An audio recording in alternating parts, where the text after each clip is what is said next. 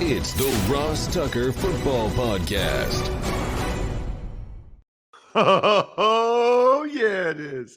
But it's not just any Ross Tucker Football Podcast.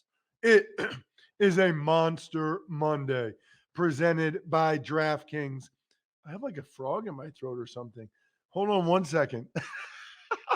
Let me get a sip of water. Man, all I know is this. I feel much better after that sip of water, number one. Number two, if this is your first episode or first time listening or watching, I promise it usually starts better than this. Please, please listen or watch the rest. We are presented by DraftKings, of course. We will have a new Spread the Word winner via social media this week.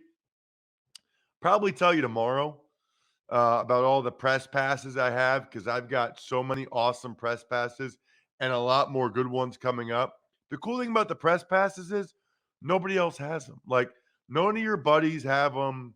Nobody else has ever seen one, what it really looks like for a guy that gets to do the game on TV, personally signed to you.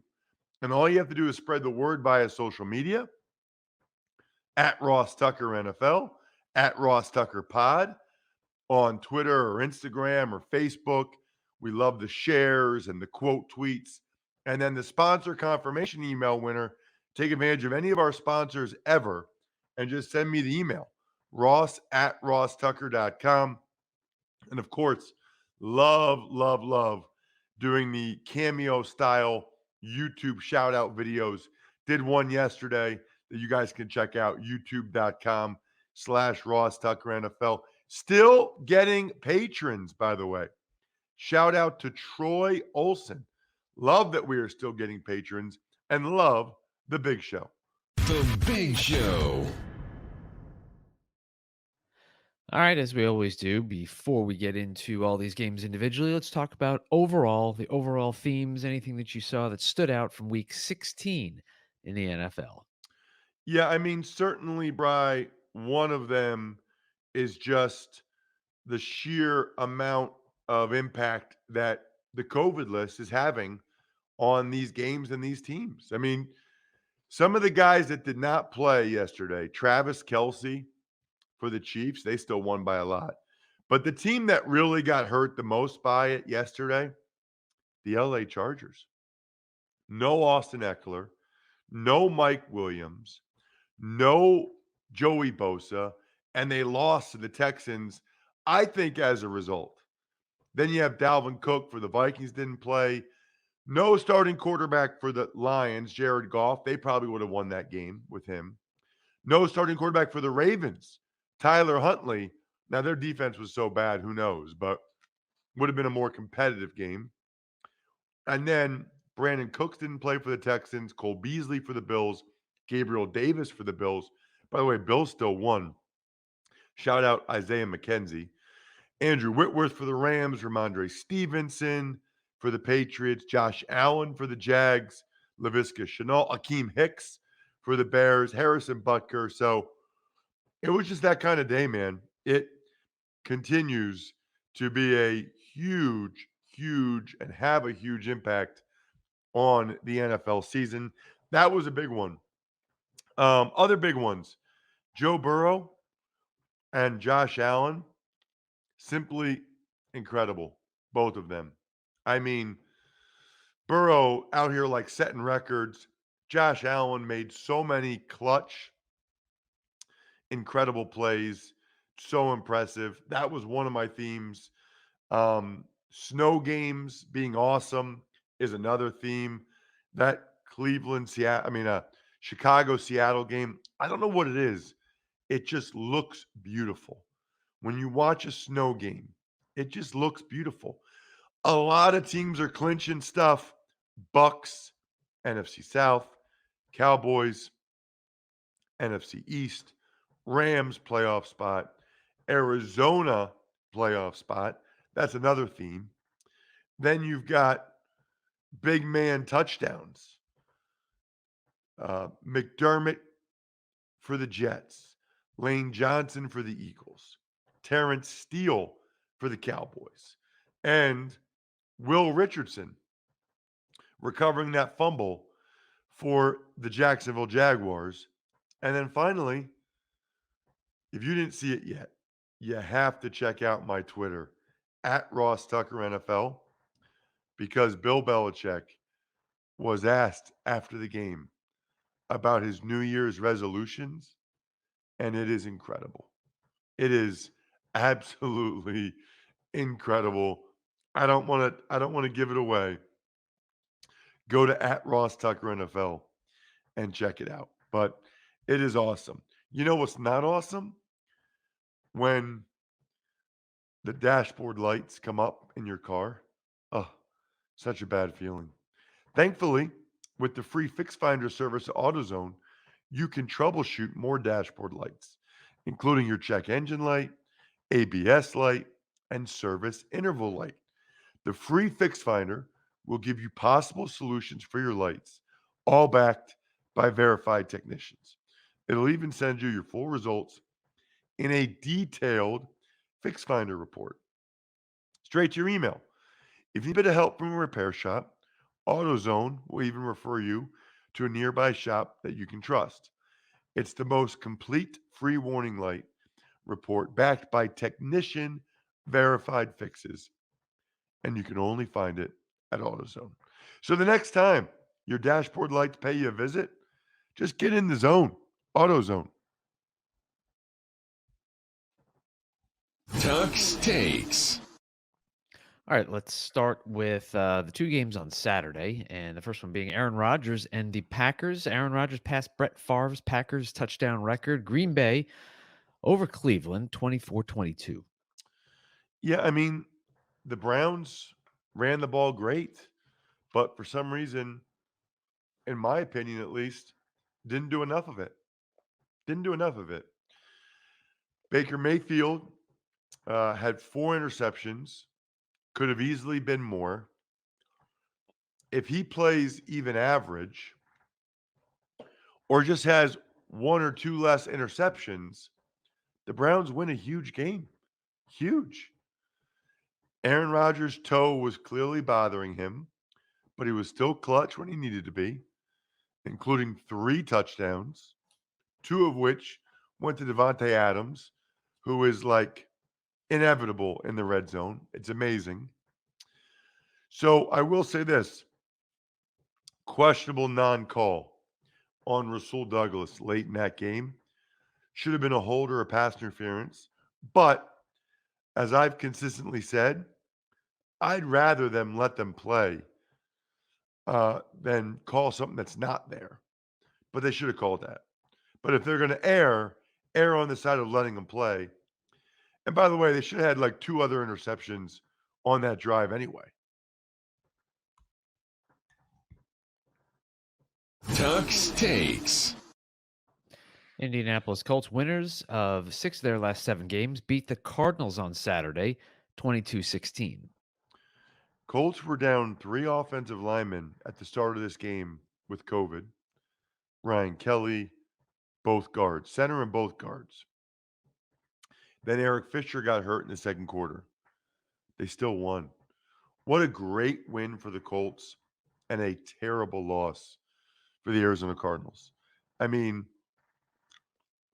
Jonathan Taylor had a huge run to start the game to get a touchdown for the Colts. But other than that, Cardinals actually did a decent job. He had 2 big runs, so his numbers look good, but it was really just a couple of big runs. Kyler Murray had his own incredible long run, which led to a touchdown, but they missed the extra point, which was really a theme of the game. Prater killed the Cardinals in this game. You know, the missed extra point, the missed field goals. Prater really hurt them. Kyler actually had an incredible effort to save a touchdown, to save a losing a touchdown, and actually almost didn't get a safety on a bad snap. I loved the fake punt return. Byron Murphy, that was amazing. Led to a Kyler Murray touchdown. And Cardinals had the lead.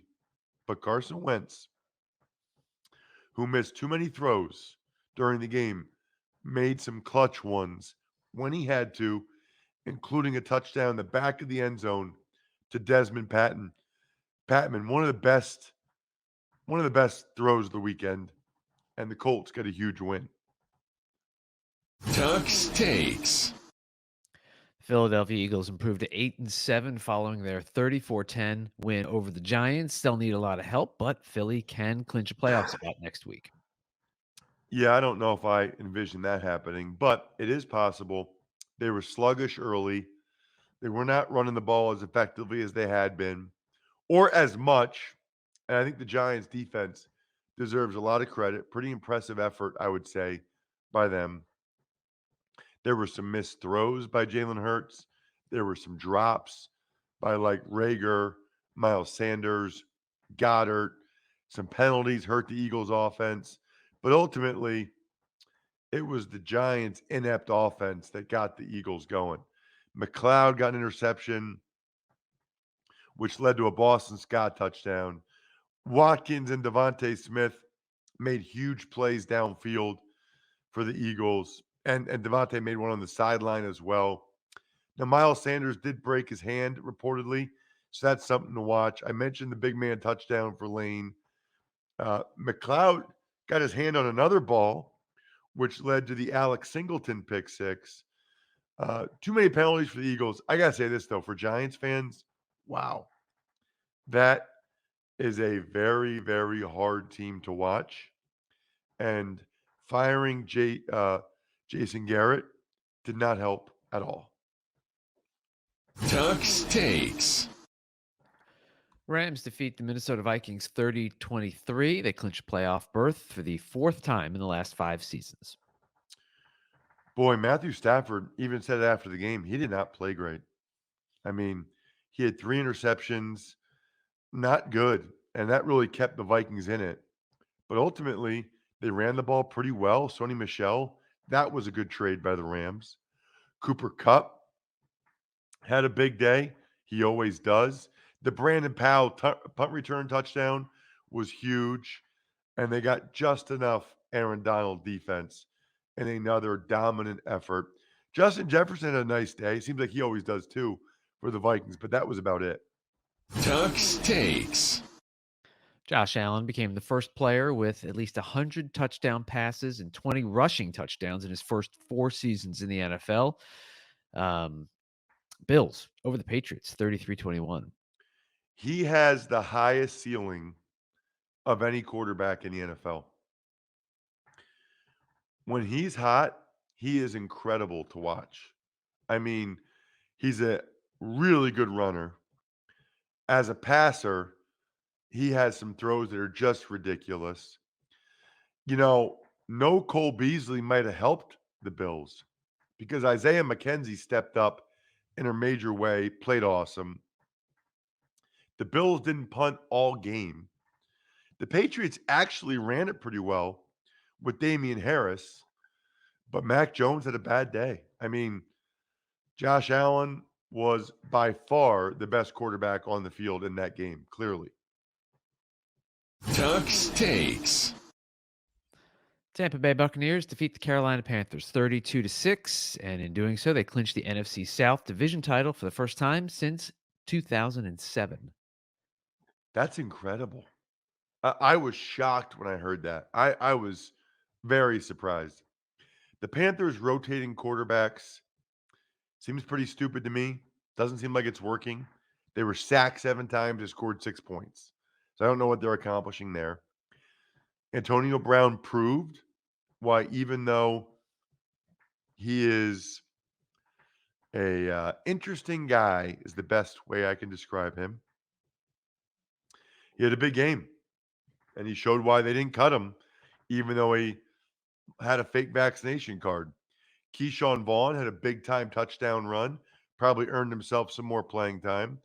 And on defense, Jordan Whitehead, I called his state championship game for Central Valley. He was everywhere. He was absolutely everywhere. Tuck's Takes. Despite 20 players and their head coach on the COVID list, the Jets beat the Jags 26-21. Gutsy win. Very unfortunate news that James Robinson tore his Achilles for the Jags. That's brutal. And the Jags at the end of the game, I mean, what are you doing? Why are you spiking the ball on third down? You make a quick throw into the end zone. You don't spike it on third down there. And then on fourth down, they get a motion penalty. Horrible, horrible ending to that game for Jacksonville. And I got to tell you, Trevor Lawrence is okay, but he's really just not as good as I thought he'd be. I mean, and maybe he'll be better, but I was disappointed in him again yesterday. Zach Wilson wasn't perfect, but he had a great running touchdown, had some clutch throws. Michael Carter had a big game, a rookie running back. The Jets at least have some hope. You know, they can see the sun over the horizon. Tuck's Takes. A last-minute interception preserves the Falcons' 20-16 win over the Lions. And they are still in the mix. If you would have told me the Falcons would still be in the mix going into week 16, it's pretty impressive, but they're right there at 7-8. Matt Ryan was solid. He has shown his value to me and then some this year. Even with Cordero Patterson doing very little by way of running the ball. He did have a touchdown. Kyle Pitts had a big day. He might set the all-time record for rookie tight ends, which is cool. Speaking of rookies, Amon-Ra St. Brown is the real deal. I said he would be. He's just mentally and physically tough. Reminds me of Hines Ward. Even without Goff, Amon-Ra had another big day. Tuck's Takes. You know who else had a big day? Rex Burkhead. He ran for a career-high 149 yards and 2 touchdowns for the Texans as they upset the Chargers 41-29. Yeah, I mean, the Chargers' run defense is horrible. I don't know how you lose that game. Look, Davis Mills, we're to the point now where, based on how these last 2 games go, we might feel best about Davis Mills. Think about that. Depending on how these 2 games go, we might feel best out of the rookie quarterbacks about Davis Mills. I mentioned the Chargers were COVID ravaged. Justin Jackson did have a nice day with Eckler out. But listen, Texans didn't have Brandon Cooks either. So, you know what? I think that it's a very real possibility that Texans would have won anyway. They ran the ball great. Very impressive. Tuck's Takes. Joe Burrow threw for a franchise record 525 yards and 4 touchdowns in the Bengals' 41-21 win over the Baltimore Ravens. Yeah, I mean, it was incredible, obviously, Bry.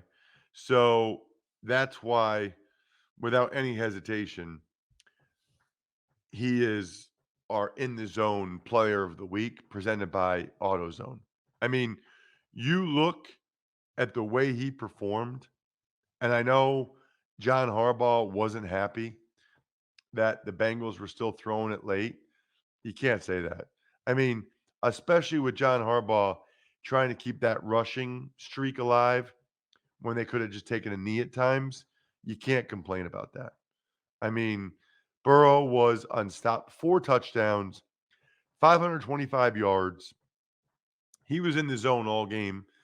And I will say this, the Ravens let him be in the zone. They didn't do a very good job of covering guys. I mean, Tyler Boyd, nobody even covered him in the slot. He just went right down the field, no problem. But then you had T. Higgins with the contested catch, Jamar Chase, Burrow even hit Joe Mixon on the out and up. The skill position players for the Bengals are incredible. I mean, both Higgins and Chase are over 1,000 receiving yards now. No wonder Joe Burrow was in the zone. For the Ravens, Anthony Averett gets hurt. He's like their 5th corner that can't play. They got guys playing now that weren't even on the team 2 weeks ago. It's brutal. And then you got Josh Johnson, who I thought was actually okay. I thought Josh Johnson was okay at quarterback, but certainly not in the zone presented by AutoZone like Joe Burrow was. Tuck's Takes. Nick Foles got the start for the Bears yesterday, led Chicago to a 25-24 win over the Seahawks. By the way, it's the first time that Pete Carroll has lost 10 games in a season as the head coach in Seattle.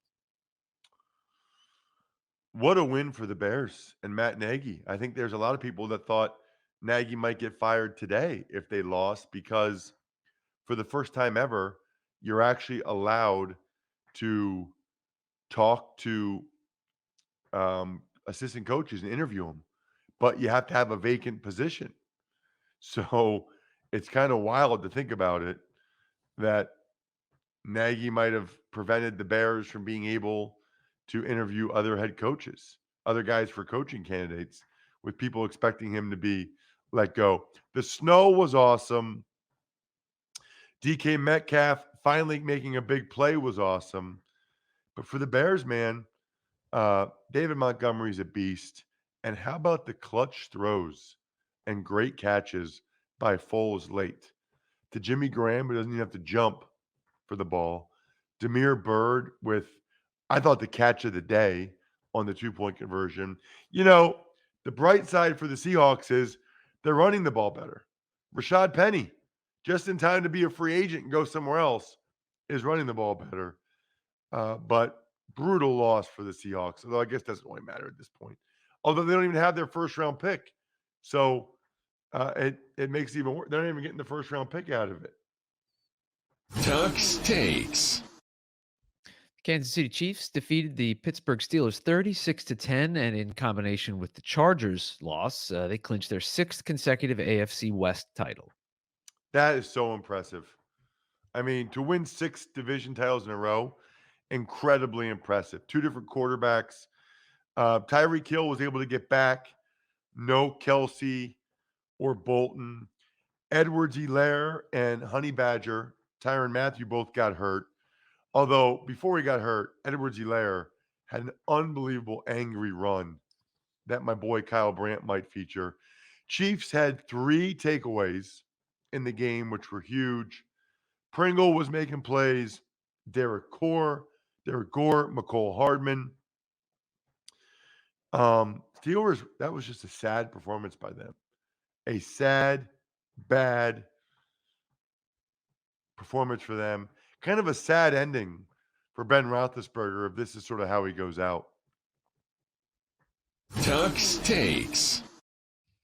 The Las Vegas Raiders turned the ball over 3 times, but still found a way to beat the Broncos 17-13. Yeah, and you were there, Bri. I was. Just got home about 3 hours ago. Are you serious? Yeah. Oh my gosh. Been a long night, but Tell the people your flight arrangements.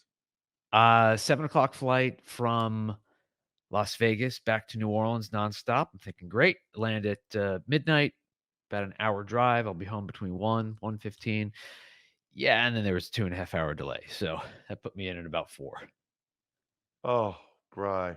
Yeah. As usual, Bri is the star of this show, the guy behind the scenes, tough as nails. Love it. Let me just say this, by the way.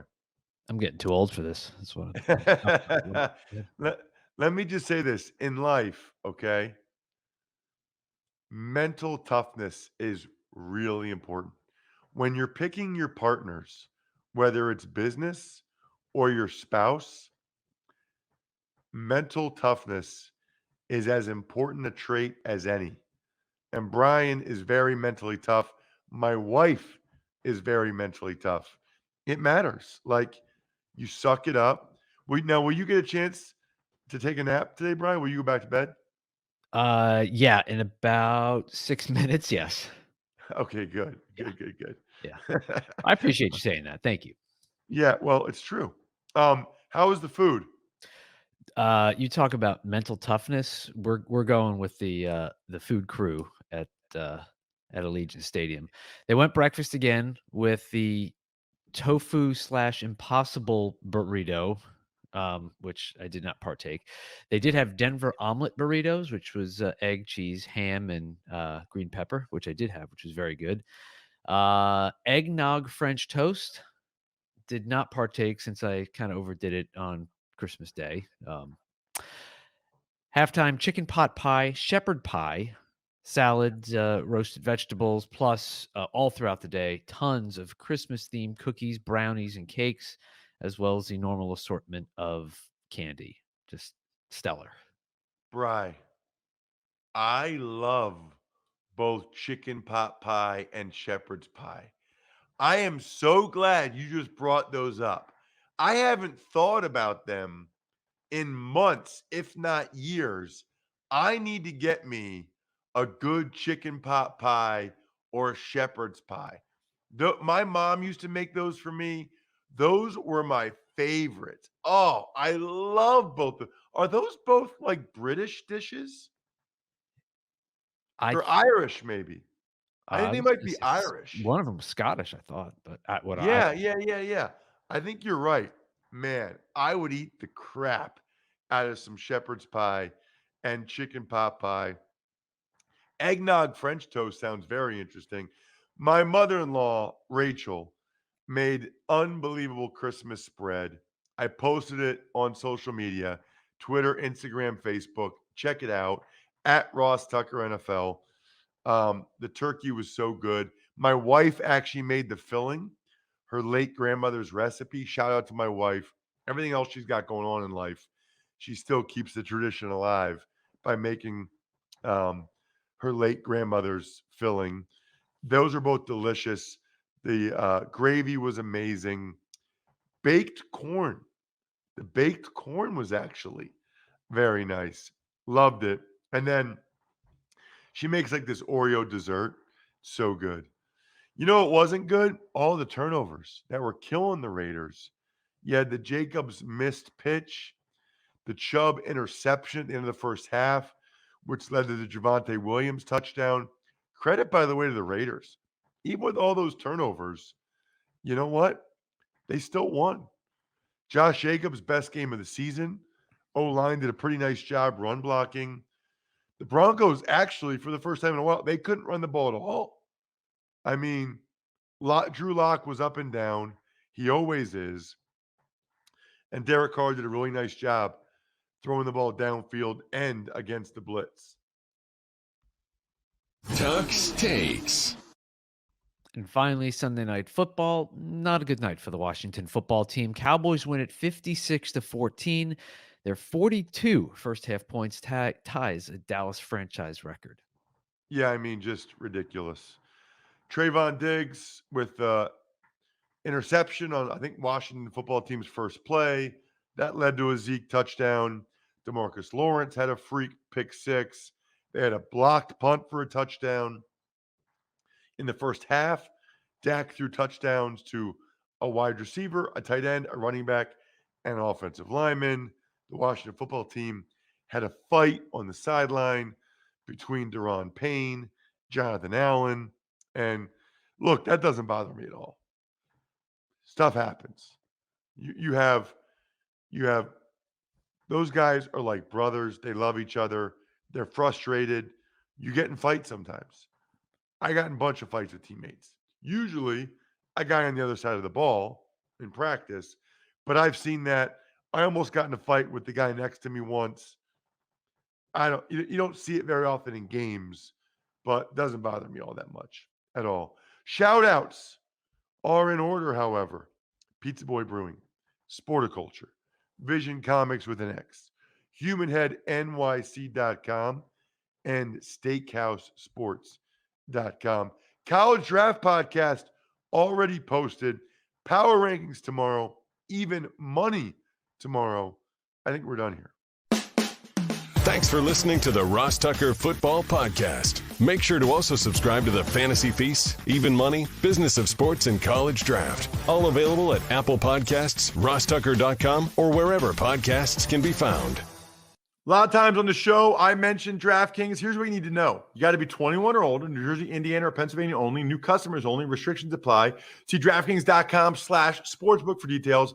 Gambling problem, call 1-800-GAMBLER, or in Indiana, 1-800-9-WITH-IT. By the way, if what I was talking about included a deposit bonus, doesn't always, sometimes it does. Deposit bonus requires 25 times playthrough, and deposit bonuses are paid out in site credit.